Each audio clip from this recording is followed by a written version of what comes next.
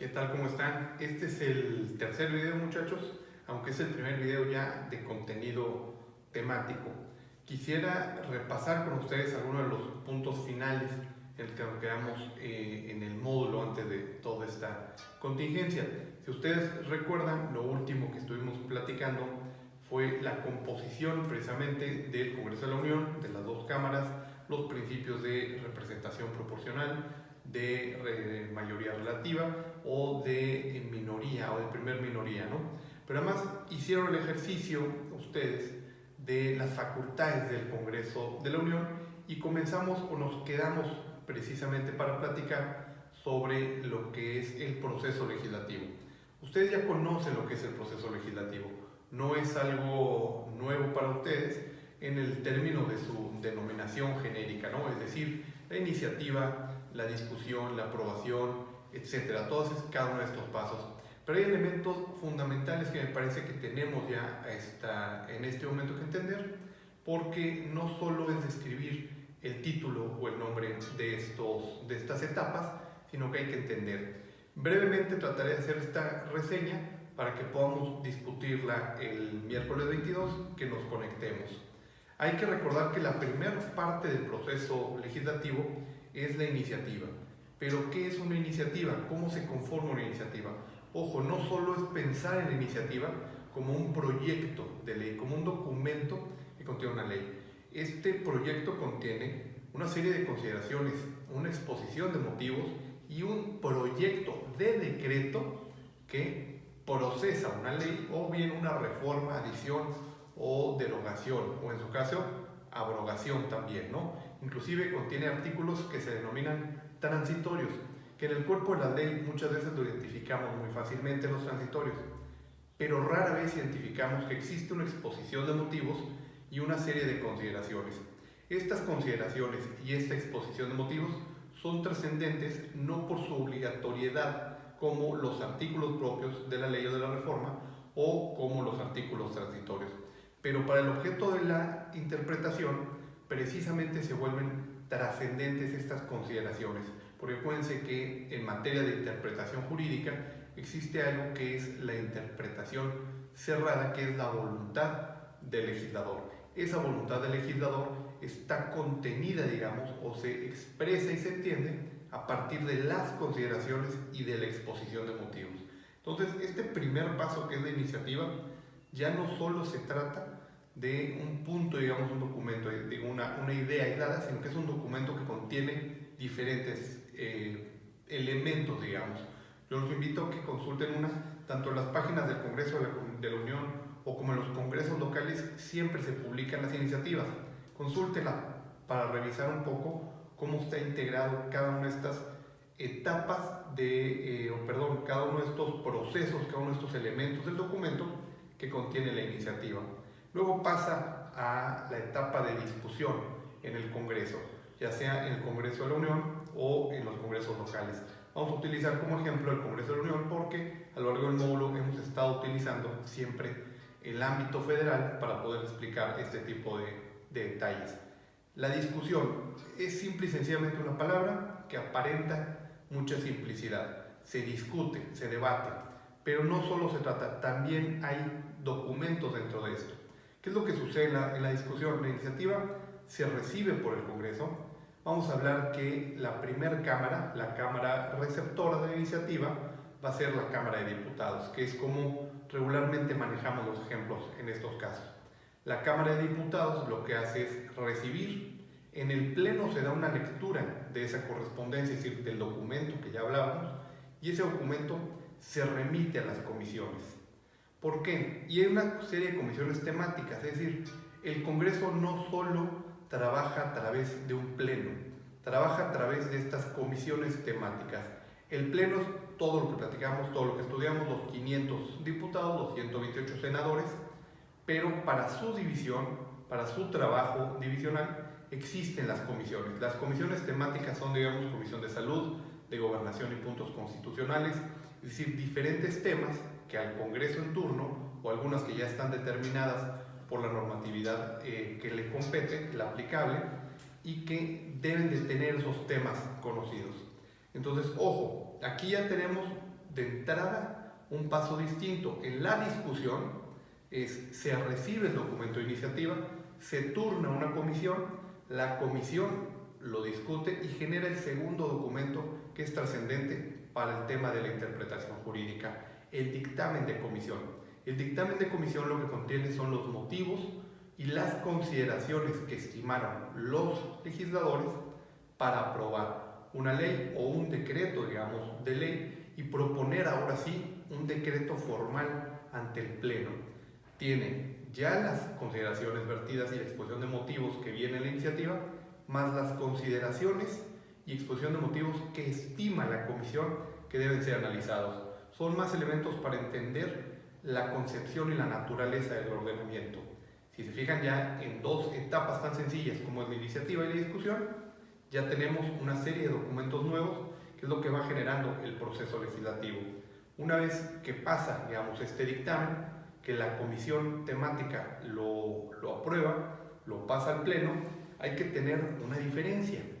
El Pleno, al igual que las comisiones, puede aprobar en lo general y en lo particular, o simplemente aprobar en lo general y reservarse algunas particularidades de no aprobación pendientes de discusión. Si se fijan, cada vez la etapa de discusión que parecía tan sencilla se empieza a complicar. Cuando se aprueba en lo general y se reservan algunas particularidades, que así se le conoce, se aprueba en lo general y se reserva en lo particular, quiere decir que hay algunos elementos, algunos artículos, algunos trozos, digamos, por llamarlo de alguna forma, de los artículos que no aprueba la comisión o no aprueba el Pleno, y hasta que está integrado lo general y lo particular, podemos tener que la Cámara de Origen, que en el ejemplo que estamos utilizando es la de diputados, tiene una aprobación de Cámara de Origen y pasaría a la segunda etapa todavía de la discusión, que es la Cámara Revisora, que sería en este caso la de senadores, quien hace la misma función que los diputados: recibe el Pleno, da lectura, remite una comisión, la comisión aprueba en lo general y o en lo particular, o reserva también algo de lo particular. Ojo con la Cámara Revisora. Si la Cámara Revisora hace adecuaciones a lo general o en lo particular, deben de regresar a la Cámara de Origen y se tendrá que subsanar, digamos, nueva cuenta, o tendrá que realizarse el mismo proceso de legislación. En este caso, si ustedes atienden un poco a toda esta vorágine, digamos, de información que estoy proyectando en este momento, si se fijan, ya hay una serie de documentos importantes. Está el documento de la iniciativa, los dictámenes de las comisiones, sea una, y hay veces que hay más de una comisión.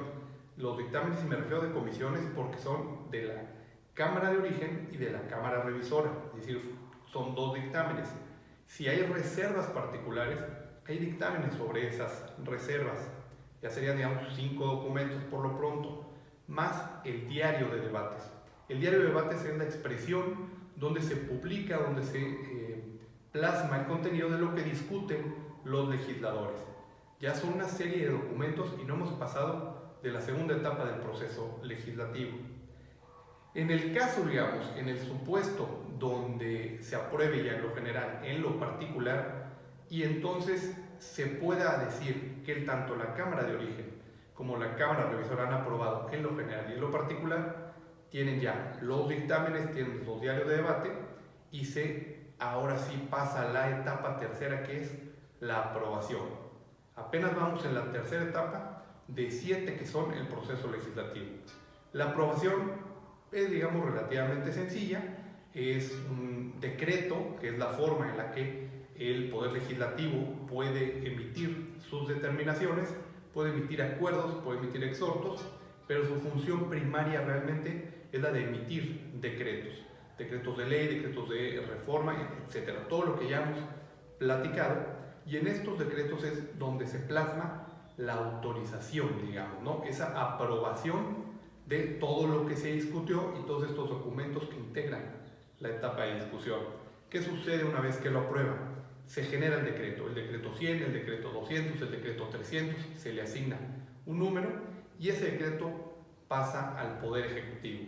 El Poder Ejecutivo tiene dos funciones inicialmente trascendentales, ¿sí? Que es la sanción y la promulgación. Pero ojo, muchas veces lo manejamos como si fuera lo mismo, sancionar y promulgar. En el acto, en la práctica, sancionar y promulgar se da en un mismo proceso, con la firma del Poder Ejecutivo sobre la promulgación del decreto que le remite el Congreso de la Unión en este caso. Pero el presidente tiene un derecho de veto. El derecho de veto es decir, aunque ustedes, Congreso de la Unión, han aprobado este decreto, yo tengo observaciones y no estoy de acuerdo con que sea lo mejor para la ley. Y tiene, por una única ocasión, la facultad de realizar observaciones. Observaciones mismas que tendrán que regresar a la etapa de discusión y tendrán que discutirse tal como hemos platicado toda esa etapa de discusión. Poco a poco, generando los documentos, es decir, de una iniciativa que pudo haber sido de este grosor, vamos en una serie de documentos que ya son algo extensos, y ese derecho de veto del presidente solo puede darse por una única ocasión. Si el Congreso de la Unión decide u opta porque las observaciones del Poder Ejecutivo no son viables o no pueden pasar una vez que se hayan discutido y que se hayan esas observaciones tramitado con todo el proceso de la discusión, entonces sí tendrá el Ejecutivo que llegar a la etapa de sanción y promulgación. Sancionar y promulgar no me voy a meter ahorita en detalle teórico, pero simple y sencillamente tenemos que entender que una cosa es emitir el sello de sanción, es decir, voy a sancionar ya de acuerdo a los términos de la ley, y otra es yo promulgo, es decir, yo firmo y ordeno que se remita a la siguiente etapa, que es la publicación. Luego, si podemos, el día 22, hacemos un poco más de precisiones en estas dos etapas. Ahorita no quisiera revolverlos, pero una vez que se promulga, que se sella, digamos, y se firma por el Poder Ejecutivo el decreto, se pasa a la etapa de publicación, también que realiza el Ejecutivo estatal, el Ejecutivo de la Federación, el ejemplo que estamos utilizando, y ordena su publicación. ¿Para qué? Para que entre en vigor. Ustedes saben cuáles son los mecanismos de entrada en vigor. La actualidad, la realidad es que la mayoría de los decretos, si no es que me atrevo a decir el 100% de ellos, su única entrada en vigor es al día siguiente de la publicación en el Diario Oficial de la Federación o en el periódico oficial del Gobierno del Estado, aunque ya no sé si se denomina el Gobierno del Estado o es el periódico oficial del Estado, han traído un relajo con eso. Pero ese es básicamente, digamos, el cómo entra en vigor y es el proceso legislativo.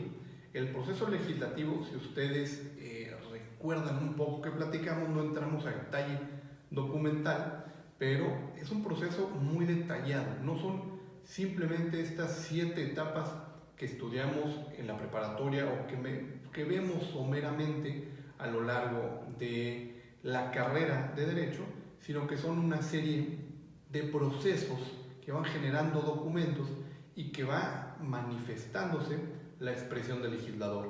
Para la obligatoriedad de la ley no es trascendente. Sin embargo, para la interpretación de esa ley, que es el ejercicio propio del derecho de la justicia, precisamente, es necesario y fundamental comprender cómo funciona y cómo se desarrolla ya prácticamente este proceso.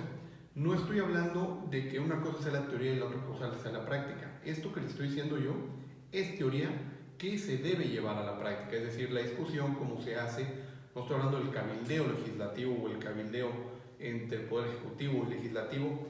Básicamente esto es la teoría y así es como se debe de estar llevando, porque la conjunción de todas estas expresiones, de todos estos documentos, son fundamentales para entender la naturaleza de la norma jurídica en particular.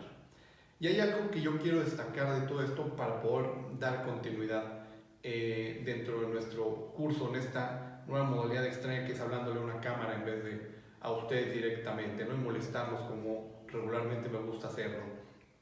Básicamente es entender que el Congreso de la Unión, el Poder Legislativo, ya sea a través de la Cámara de Diputados o de la Cámara de Senadores, no es que funcione en ese pleno que platicamos tantas veces, los 500 diputados o los 128 senadores, sino que su trabajo cotidiano es a través de comisiones, ¿sí? No es muy complicado de entender las comisiones. Una serie, digamos, o un grupo reducido de legisladores, de parlamentarios, integran una comisión, hay alguien que la coordina, hay un secretario y ven los temas respectivos de dicha comisión.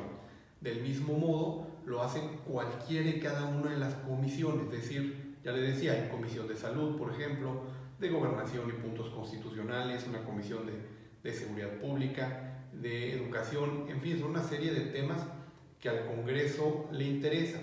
Y las comisiones se integran en función de dos cosas primordialmente.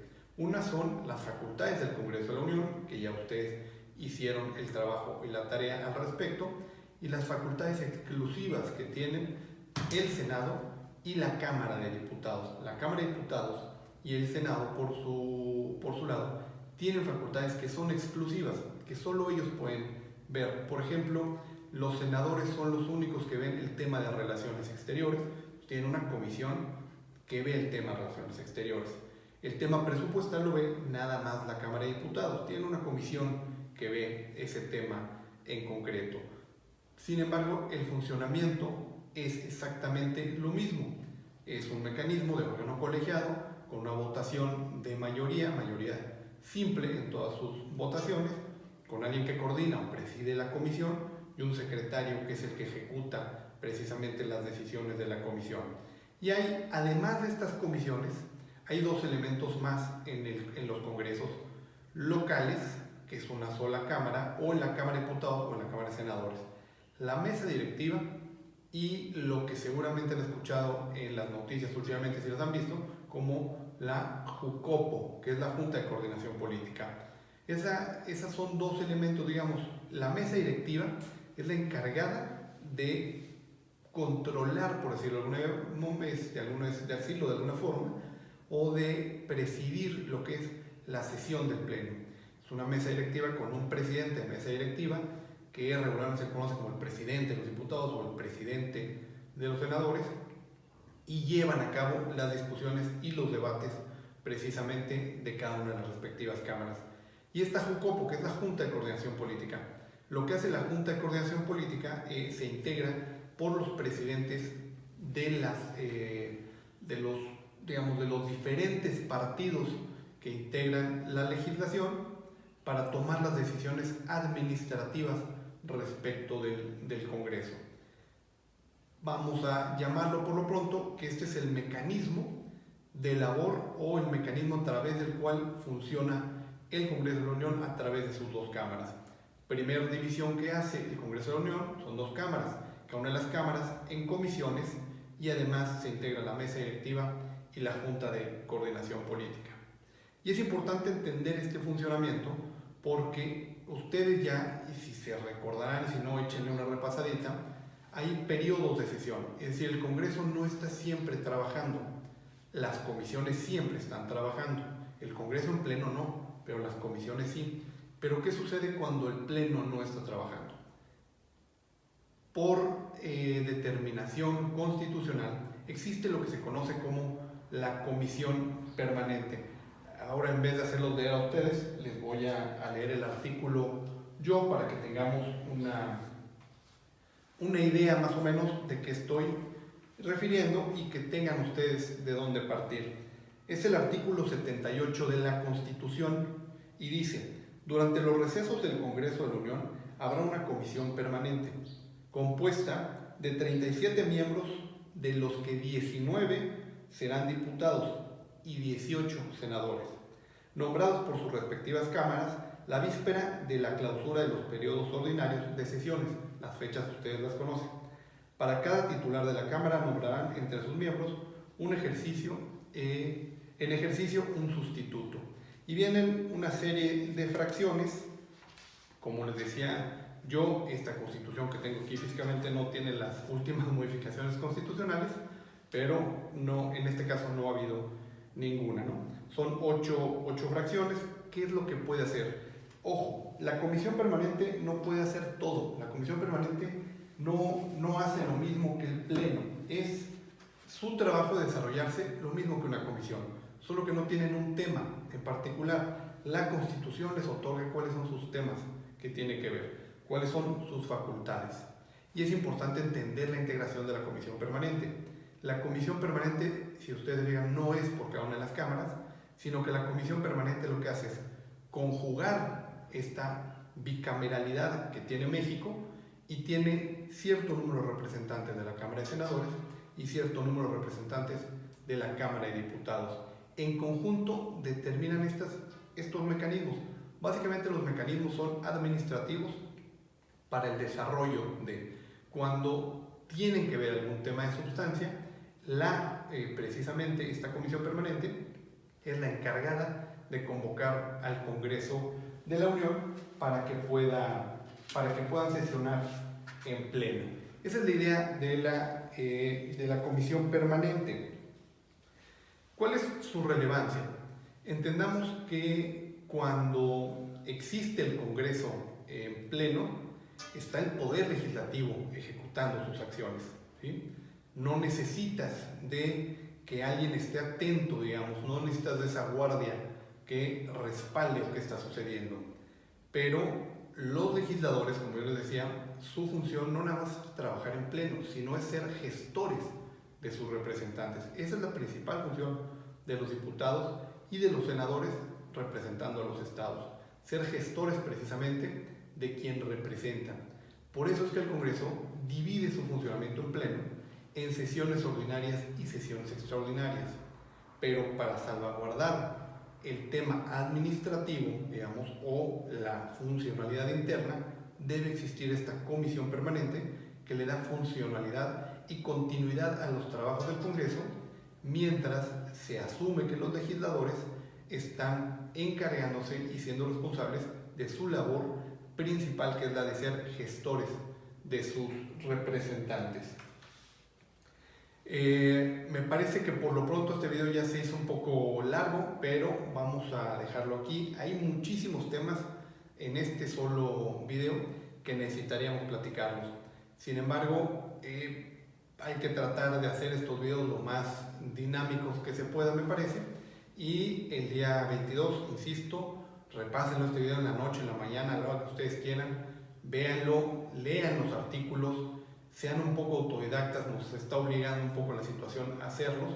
Entonces, léanlo y el miércoles 22, con gusto nos vemos, ya están las instrucciones en el sistema de la UANE y cualquier pregunta la vamos aclarando. Y continuamos ahora luego con el video número 4 y pues veo el celular, ni siquiera los veo a ustedes, pero nos vemos en el video 4.